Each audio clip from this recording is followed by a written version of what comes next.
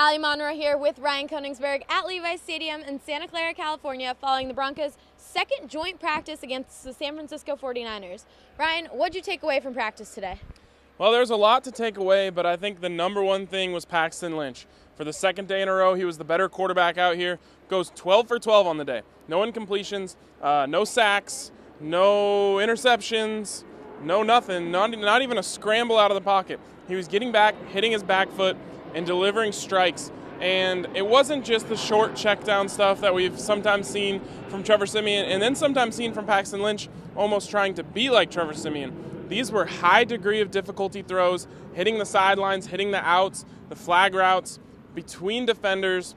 It was probably, from my standpoint, the best day for Paxton Lynch.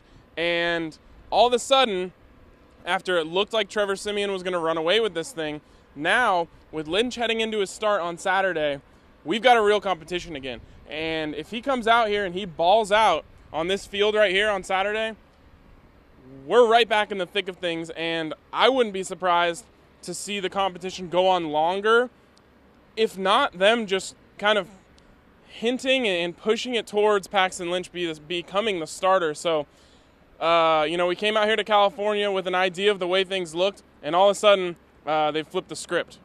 If the Broncos still don't have a starting quarterback by the third preseason game, what do you think that does to the team?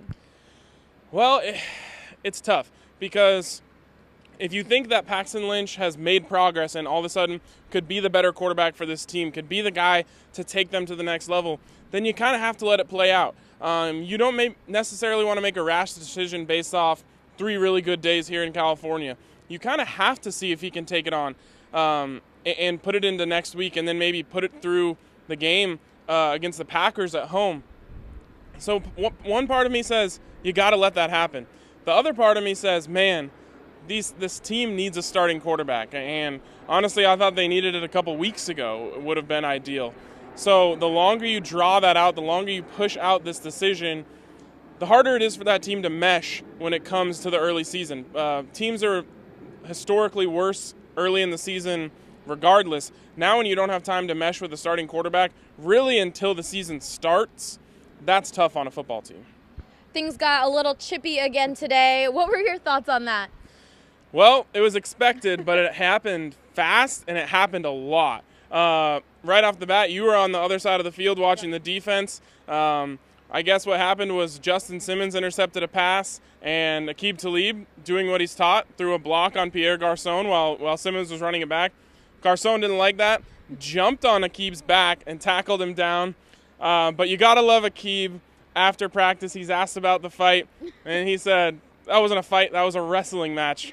Trust me, I've been in fights. So I love that from them. And then on the other side, we had 2 fights in about 5 minutes. It was kind of what you see usually in these fights. It's when they're running the ball, it's down in the trenches, it's the offensive lines. But it was unfortunate for a guy like Trevor Siemian. He got his red zone 11-on-11 period stripped away from him because the coaches were sick and tired of the players fighting, so they pulled him apart and ended up moving on to the next period.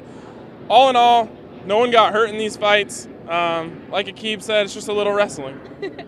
We got to hear from Vance Joseph and John Elway today. What were your takeaways from that?